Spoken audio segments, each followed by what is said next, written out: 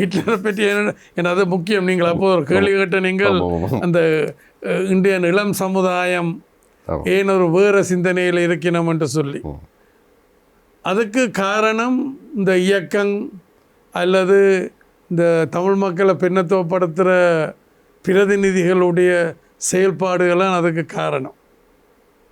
அப்போ இந்த ஹிட்லருடைய ஒரு கொள்கை வந்து, அதாவது ஒரு பொய்யை திருப்பி திருப்பி சொன்னால், கோயபால்ஸ் என்று சொல்லி திருப்பி திருப்பி சொன்னால் அது உண்மையாக பார்க்கப்படும்.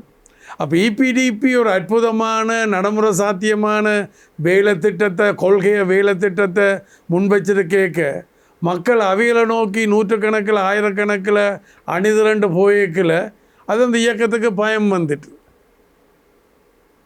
அதால் தான் ஒரு பக்கம் என்னோட பேச்சுவார்த்தை கண்டு ஆக்கள் அனுப்புறது, இன்னொரு பக்கம் என் மேலே சேறு பூசுறது, அது கூடாக என்ன கொல்றதுக்கு பல முயற்சிகள் எடுக்கிறது.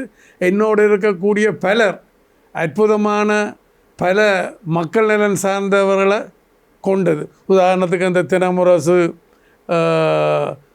தினமுரசு ஆசிரியர் இருந்த அற்புதராஜா நடராஜா, மகேஸ்வரி வேலாயுதம், பால் நடராஜ ஐயர், பவான் சிவகுமார், ராசநாயகம், சிங்கம், வர்ணகுல சிங்கம் என்று பல பேர். உங்களுக்கு உண்மையில் ஒரு யாழ்ப்பாண ஊடக சந்திப்பை பார்க்கும்போது அது விடுதலை புலிகள் கொள்ளவில்லை, உங்களுடைய கட்சி மீது தானே ஒரு நபர் ஒருவர் ஊடக சந்திப்பை நிகழ்த்தியிருந்தார். இல்லை, அதான் இது சம்பந்தமாக அப்போ இப்படி அடிக்கடி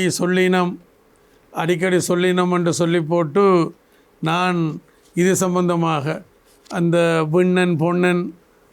பொன்னியன் போன்ற ஆக்கள் இப்படியான தேர்தல் வார நேரத்தில் தங்களோட சுயலாபத்துக்காக, தங்களுடைய வியாபாரத்தை பாதுகாக்கிறதுக்காக, அதை முன்னெடுக்கிறதுக்காக, அதே நேரத்தில் காசு சம்பாதிக்கிறதுக்காக என் மேலே வந்து இப்படியான குற்றச்சாட்டுகளை முன்வைக்கிறது.